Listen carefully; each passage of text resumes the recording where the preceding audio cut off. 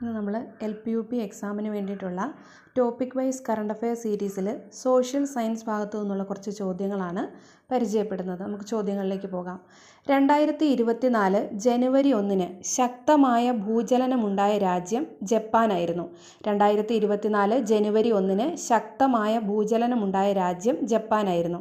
Richter സ്കെയിലിൽ 7.6 തീവ്രത രേഖപ്പെടുത്തിയ ഭൂചലനമാണ് ഉണ്ടായത്. ഇത് PSC ഓൾറെഡി ചോദിച്ചിട്ടുള്ള ഒരു കറണ്ട് അഫെയർ ആണ്. ഓക്കെ, 2024 ജനുവരി 1 ശക്തമായ ഭൂചലനമുണ്ടായ രാജ്യം ജപ്പാനാണ്.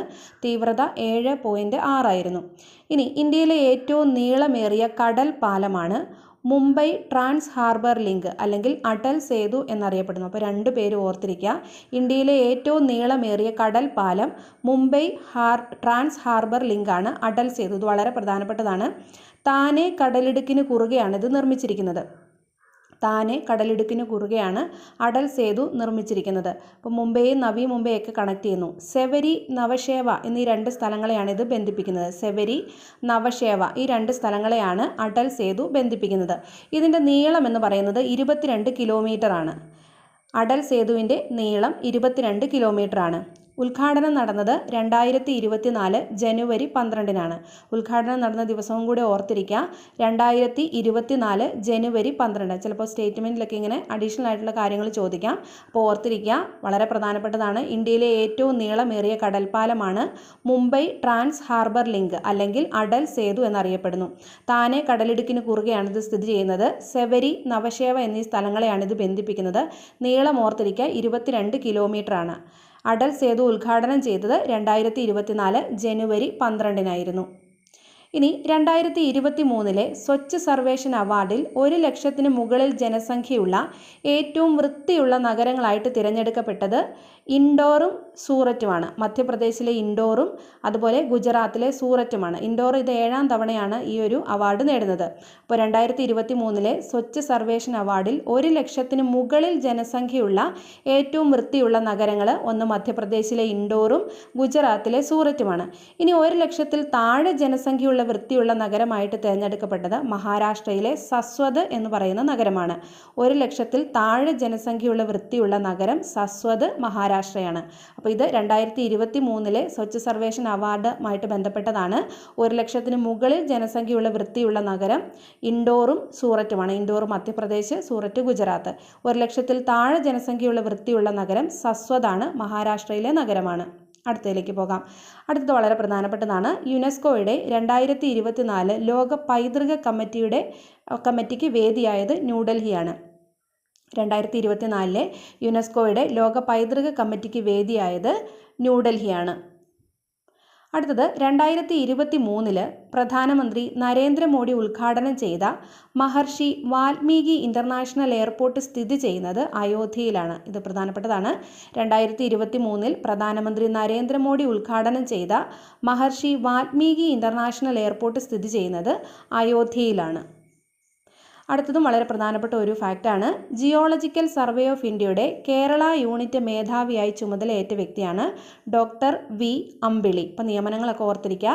ജിയോളജിക്കൽ സർവേ ഓഫ് ഇന്ത്യയുടെ കേരള യൂണിറ്റ് മേധാവിയായി ചുമതലയേറ്റത് ഡോക്ടർ വി അമ്പിളിയാണ്.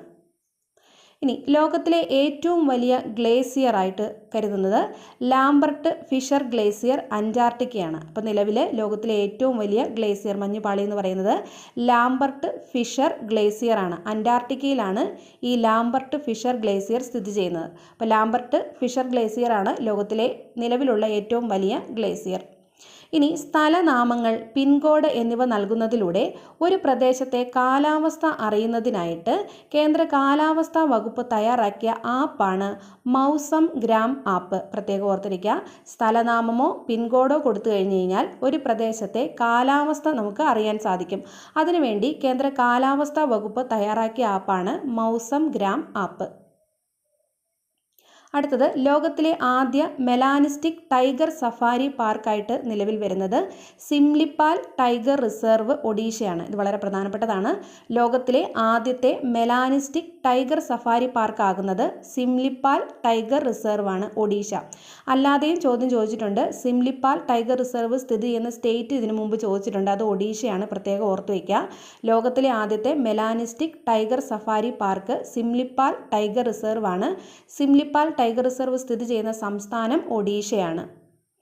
അടുത്തത് വളരെ പ്രധാനപ്പെട്ടതാണ്. 2024 ലോക തണ്ണീർത്തട ദിനത്തിൽ ഇന്ത്യയിൽ നിലവിൽ വന്ന പുതിയ റംസാർ സൈറ്റുകളാണ്.